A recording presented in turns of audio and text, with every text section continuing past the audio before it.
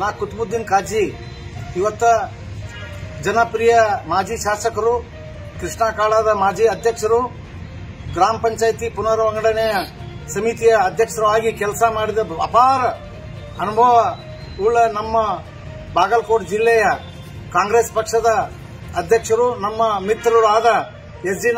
ನಂಜನಮಠ ಅವರಿಗೆ ಲೋಕಾಪುರ, ರಾಮದುರ್ಗ, ಸೌದತ್ತಿ ಯಲ್ಲಮ್ಮ, ಧಾರವಾಡ ಮಾರ್ಗ, ಹೊಸ ರೈಲು ಮಾರ್ಗ ಅನುಷ್ಠಾನಕ್ಕೆ ಬರುವ ಒಂದು ಹೋರಾಟದಲ್ಲಿ ರಾಮದುರ್ಗ ನಗರ 12ನೇ ತಾರೀಕಿಗೆ ಏನು ಬಂದ ನಡೆಸಿ ಒಂದು ಸರ್ಕಾರಕ್ಕೆ ಮನವಿ ಸಲ್ಲಿಸುವ ಕಾರ್ಯಕ್ರಮದ ಆ ಕಾರ್ಯಕ್ರಮಕ್ಕೆ ಬೆಂಬಲ ನೀಡಬೇಕಂತ ಹೇಳಿ ಅವರಿಗೆ ನಾವು ಕೇಳಿಕೊಂಡೆವು ನಮ್ಮ ಹೋರಾಟ ಸಮಿತಿಯ ಪರವಾಗಿ.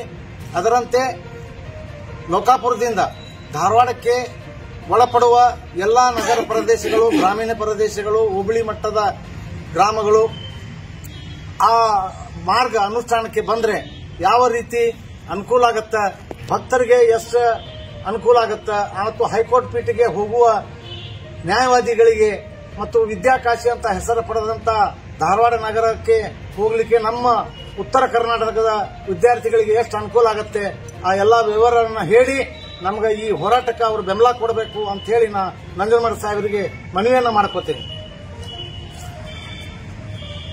ಈ ಹೋರಾಟಕ್ಕೆ ನನ್ನ ಸಂಪೂರ್ಣವಾದಂತಹ ಬೆಂಬಲ ಇದೆ.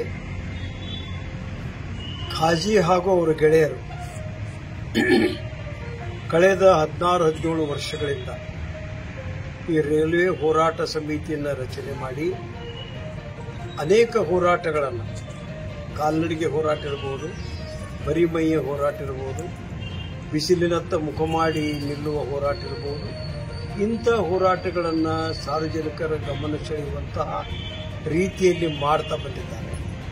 ಪರಿಣಾಮ ನೆರೆಗುದಿಗೆ ಬಿದ್ದಿರತಕ್ಕಂಥ ಕುರ್ಚಿ ರೈಲು ಮಾರ್ಗ ಇವತ್ತು ಆ ಹೋರಾಟದ ಫಲ ಲೋಕಾಪುರವನ್ನು ದಾಟುವಂತ ಒಂದು ಸ್ಥಿತಿಗೆ ತಲುಪಿದೆ.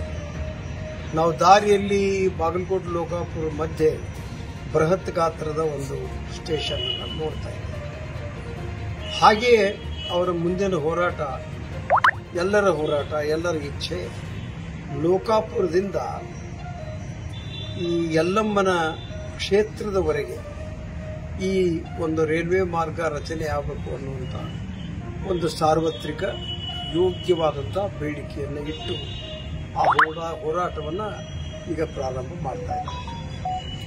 ಮಹಾರಾಷ್ಟ್ರದಿಂದ ಸಾವಿರ ಭಕ್ತರು ವರ್ಷ ಹುಣ್ಣಿಮೆಗೆ, ಅಮಾವಾಸ್ಯೆಗೆ ಯಲ್ಲಮ್ಮ ತಾಯಿ ದೇವಸ್ಥಾನಕ್ಕೆ ಬಹಳಷ್ಟು ಜನ ಹರಿದು ಬರ್ತಾರೆ.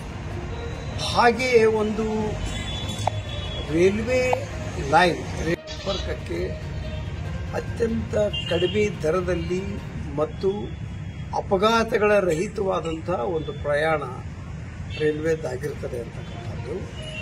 ಇದರಿಂದ ಸಾರ್ವಜನಿಕರಿಗೆ ಬಹಳಷ್ಟು ಪ್ರಯೋಜನ ಆಗುವುದರಲ್ಲಿ ಯಾವ ಸಂಶಯವೂ ಇಲ್ಲ. ಕರ್ನಾಟಕ ಸರ್ಕಾರ, ಶ್ರೀಮಾನ್ ಸಿದ್ದರಾಮಯ್ಯನವರು ಮುಖ್ಯಮಂತ್ರಿಗಳು, ಪ್ರವಾಸೋದ್ಯಮ ಸಚಿವರಾದ ಶ್ರೀಮಾನ್ ಎಚ್.ಕೆ. ಪಾಟೀಲ್ ಅವರು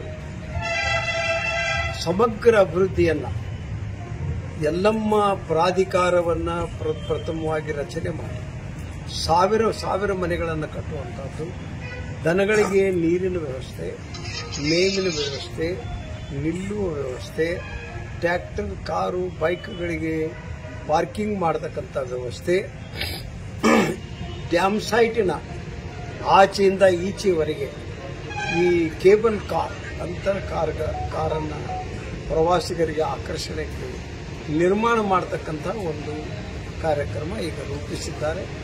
ಮೊನ್ನೆ ಅದು ಅಡಿಗಲ್ಲು ಹಾಗೂ ಪ್ರಾರಂಭವೂ ಕೂಡ ಆಗಿದೆ.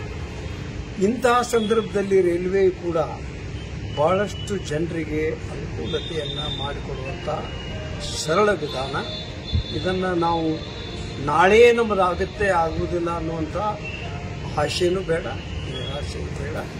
ಹೋರಾಟ ಕಳೆದ 18-20 ವರ್ಷಗಳಿಂದ ಮಾಡ್ತಾ ಬಂದಿದ್ದರಿಂದ ನಾನು ಗದಗಿನಲ್ಲಿ ಭಾಗವಹಿಸಿದ್ದೇನೆ, ಬಾಗಲಕೋಟೆಯಲ್ಲಿ ಭಾಗವಹಿಸಿದ್ದೇನೆ.